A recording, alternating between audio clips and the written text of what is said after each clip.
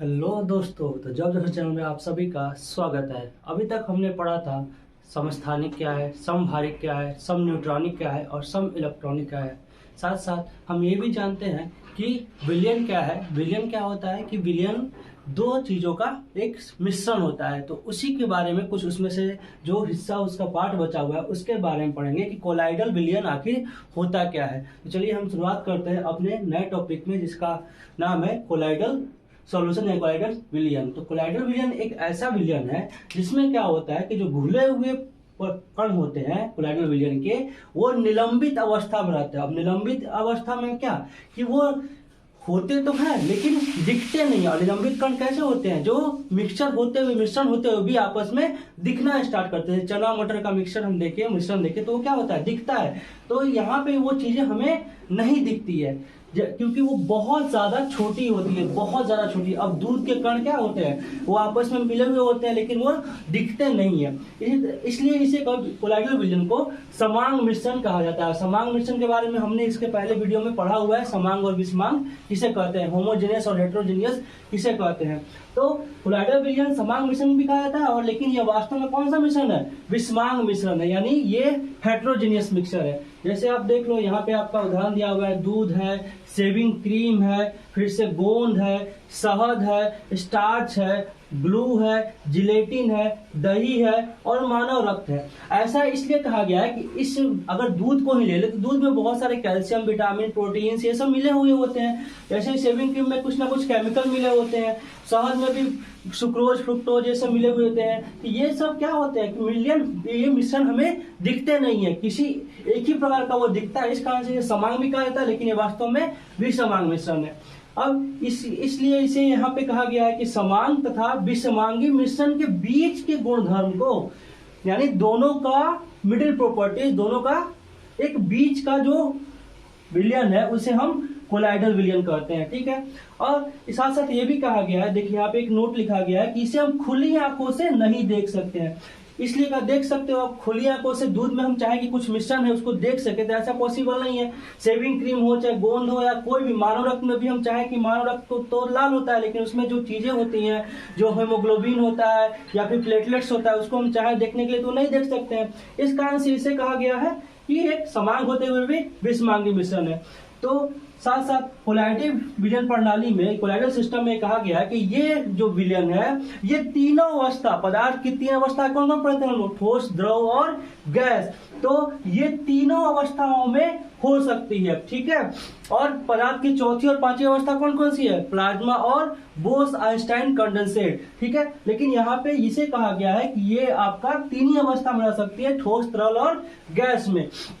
ठीक है। तो अब कोलाइडल विलयन में गुण कौन कौन से? इसके गुण, ऐसे गुण जो कोलाइडल विलयन में उसके प्रकृति को बताए तो ये गुण कौन कौन से होते हैं? तो कोलाइडल विलयन कहा गया है एक हेटेरोजेनियस यानी विषमांग मिश्रण है। इसका पहला गुण होता है। साथ साथ दूसरा गुण क्या होता है कि इसके कण इतने बड़े होते हैं कि प्रकाश को फैला देते हैं। अब हम कभी टॉर्च जलाएंगे किसमें? दूध में, तो वो क्या करेंगे? वो जो प्रकाश को अपने चारों तरफ फैला देंगे, ना कि वो एक जगह से केंद्रित करेंगे, ऐसा नहीं होगा। ठीक है। दूसरा क्या होगा? आप देखोगे कोलाइडल विलयन के कण शांत छोड़ देने पे तल पर नहीं बैठते। अब दूध को हम देखेंगे तो वो शांत छोड़ देंगे तो क्या वो होगा कि वो नीचे बैठ जाए, वो जम जाए? ऐसा तो नहीं होगा, वो हमेशा तरल अवस्था में रहेगा। ठीक है।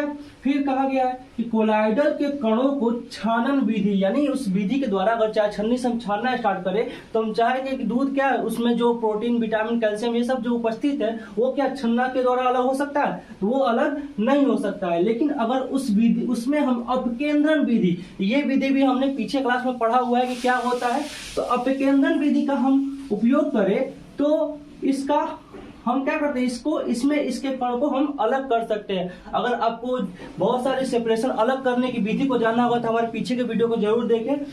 ठीक है।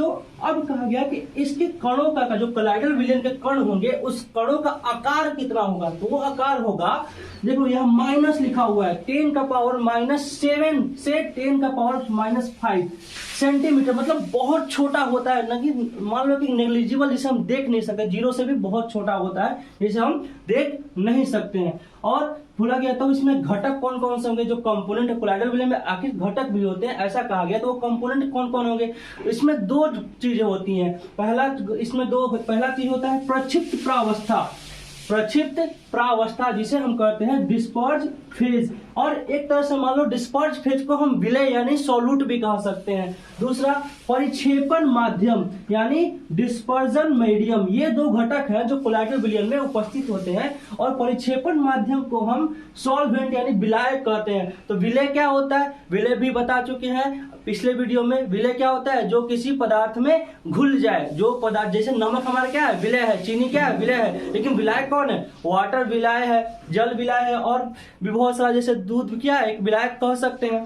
ठीक है, तो इसमें दो घटक होते हैं। तो अब जानते हैं कि ये प्रक्षिप्त प्रावस्था क्या है और ये परिक्षेपण माध्यम क्या है।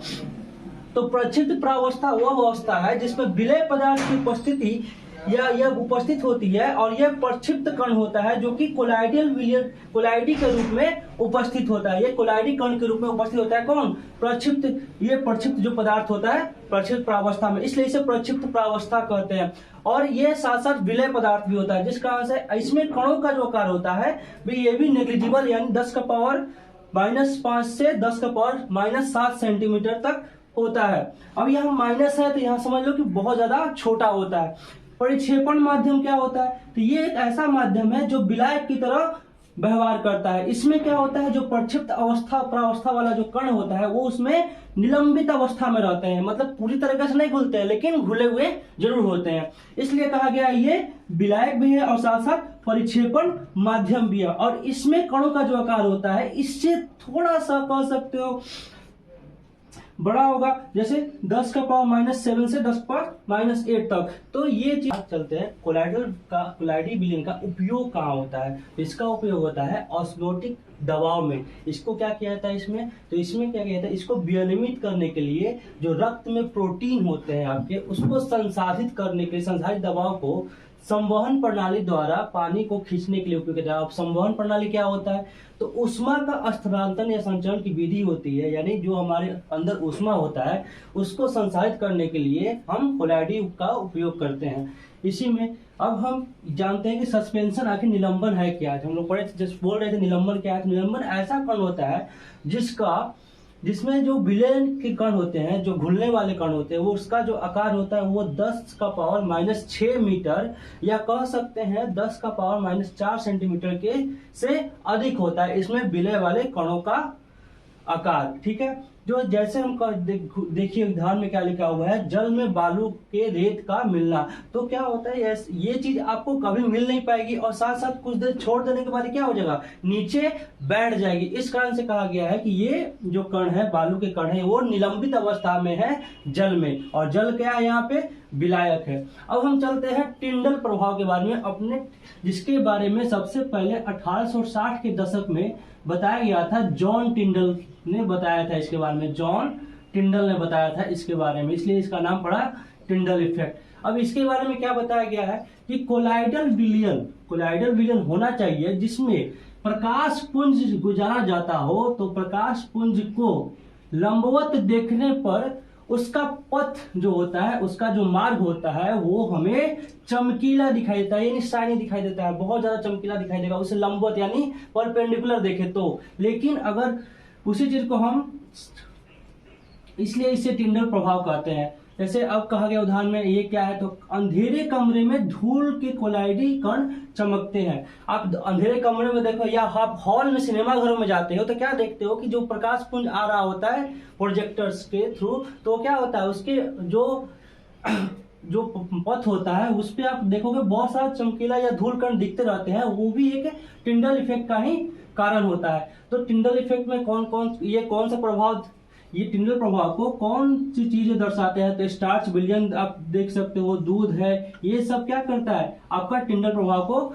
दिखाता है। साथ साथ दूसरा क्वेश्चन है, टिंडल प्रभाव किस कारण से होता है, यह कौन सा कारण है जिस कारण से टिंडल प्रभाव होता है, तो वो आपका कारण है पहला प्रकाश का प्रकीर्णन के कारण टिंडल प्रभाव होता है। अब ये भी एक क्वेश्चन है कि जब धूप में हम घने जंगल की ओर बितान यानी कैनोपी भी जिसे कहा जाता है, वहां से जब लाइट गुजरती है, प्रकाश गुजरता है, तो धुंध जो पानी की बूंदे होती है वो दिखाई देती है। आप देखोगे जंगल में, या फिर कह सकते हो बहुत सारा हम रूम में भी देख लेते हैं, तो रूम में पानी तो नहीं दिखा लेकिन उसमें कण दिखाई देते हैं, धूल कण, तो उसका भी वहां पे कौन सा प्रभाव दिखाई देता है, टिंडल प्रभाव दिखाई देता है।